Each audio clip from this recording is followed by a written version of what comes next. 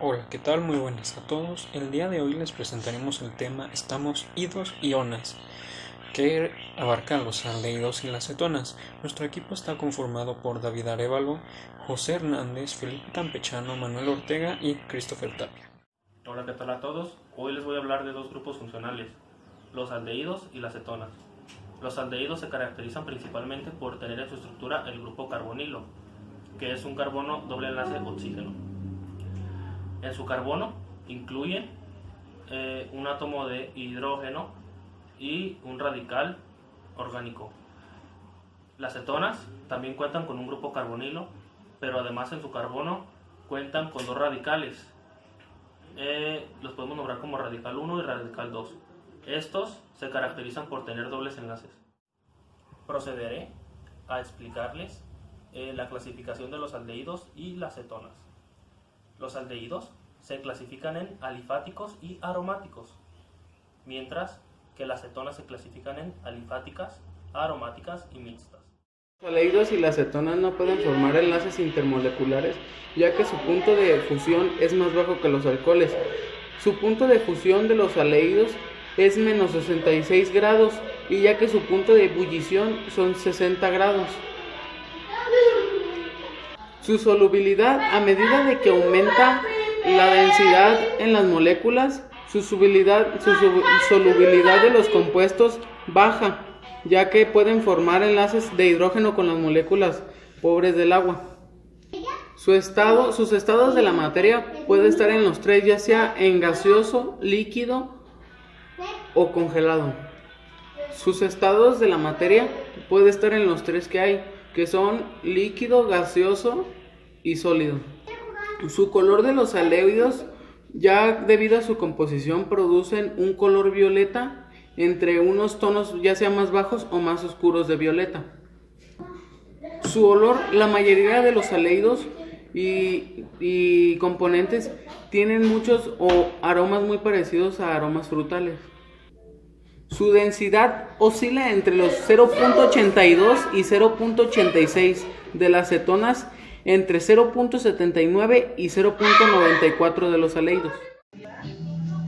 Propiedades químicas.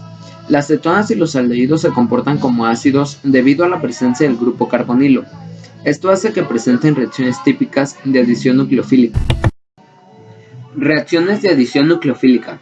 Estas reacciones se producen frente al reactivo de Grignard. Reducción o hidrogenación catalítica. Los aldehídos y las cetonas experimentan adición directa de hidrógeno formando alcoholes primarios y secundarios respectivamente, utilizando como catalizadores platino, paladio, níquel o hierro. Reacciones de sustitución halogenada. Al reaccionar con los halógenos sustituyen uno o varios hidrógenos del carbono unido al carbonilo. Reacciones de condensación aldolídica. Es la reacción por la que las dos moléculas de un aldehído o cetona condensan entre sí. Oxidación. Una de las diferentes entre aldehídos y cetonas es la facilidad que tienen los aldehídos de oxidarse produciendo ácidos orgánicos.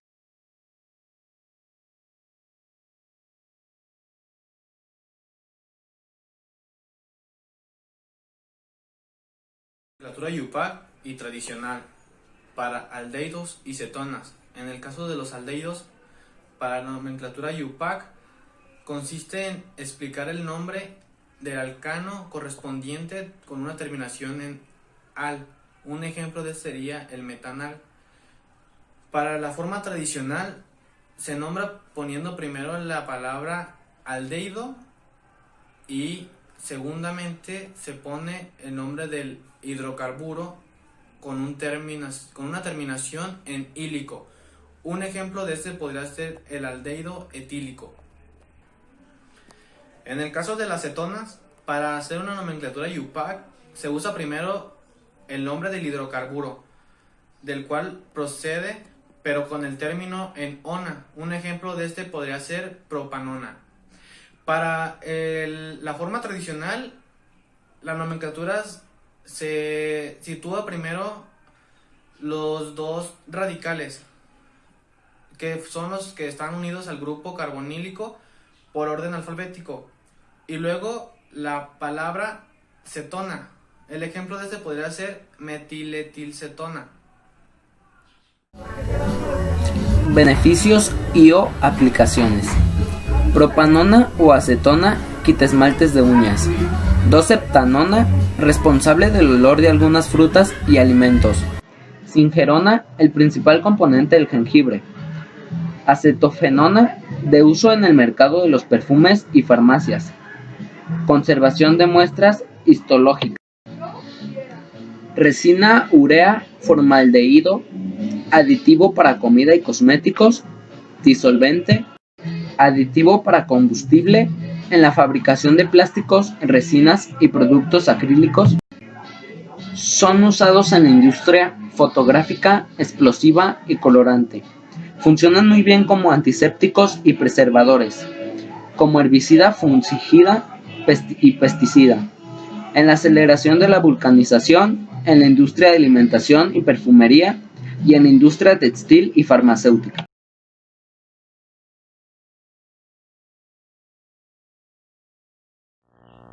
Productos de uso cotidiano. Se han aislado gran variedad de aldehídos y cetonas a partir de plantas y animales. Muchos de ellos, en particular los de peso molecular elevado, tienen olores fragantes o penetrantes. A veces, los aldehídos aromáticos sirven como agentes saborizantes, por ejemplo, el cinamaldehído, el cual da olor característico a la esencia de canela. La vainilla es una molécula interesante porque tiene diferentes grupos funcionales, unos grupos aldehídos y un anillo aromático, por lo que es un aldehído aromático. Otras dos cetonas naturales, la beta-ionona y muscona, se utilizan en la perfumería. La beta-ionona es la esencia de violetas. La muscona, obtenida de las glándulas odoríferas del venado almizclero macho, posee una estructura de anillo con 15 carbonos. El empleo más importante del formaldehído es en la fabricación de resinas sintéticas. Cuando se polimeriza con fenol, se forma una resina de fenol formaldehído, conocida como baquelita. La baquelita es un excelente aislante eléctrico. Durante algún tiempo se utilizó para fabricar bolas de billar. La acetona industrial más importante es la acetona, un líquido incoloro y volátil que hierve a 56 grados centígrados. Se utiliza como solvente de resinas, plásticos y barnices. Además, es miscible con agua en todas las proporciones. El paraldehído se utilizó como sedante hipnótico. Su uso decayó debido a su olor desagradable y al descubrimiento de sustitutos más eficaces. Riesgos y perjuicios. Tanto los aldehídos como las cetonas tienen riesgos y perjuicios. En algo que coinciden tanto el aldehído como la acetona es que al ser aplicados pueden causar irritación. Esto se manifiesta tanto en la piel como en los ojos y en algunas ocasiones en el sistema respiratorio.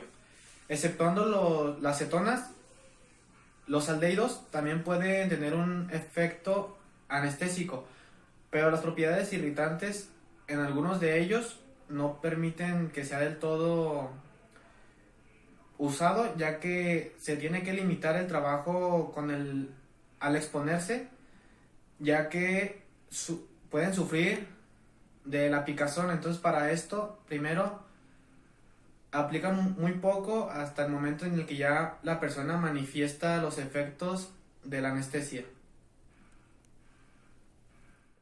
Provocan o los riesgos y cuidados que se debe tener es usar algunos lentes y una mascarilla para gases, ya que ellos afectan dando irritación a las vías respiratorias, a los ojos y hasta puedes dar una dermatitis si estás al contacto libre con los aldehídos. Algo con lo que también se tiene que tener cuidado es con los vapores de los cetonas, ya que si se evaporan y estás en un lugar cerrado, con cualquier chispa que haya puede llegar a detonarse y puede llegar a sufrir quemaduras. Por eso lo recomendable es trabajarlo en un área libre donde todos los gases que emita se vayan hacia el ambiente y no haya ninguna chispa para que no ocurra ningún accidente.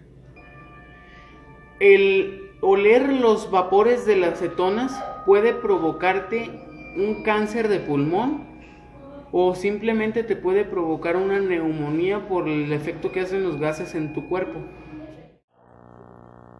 Medidas de seguridad y precaución. El contacto con los aldehídos y cetonas debe reducirse al mínimo, pues muchos de estos productos son irritantes oculares muy potentes. Por lo tanto, aquellos que los manipulen deberán poseer protección facial, como caretas y lentes aprobados antes por químicos.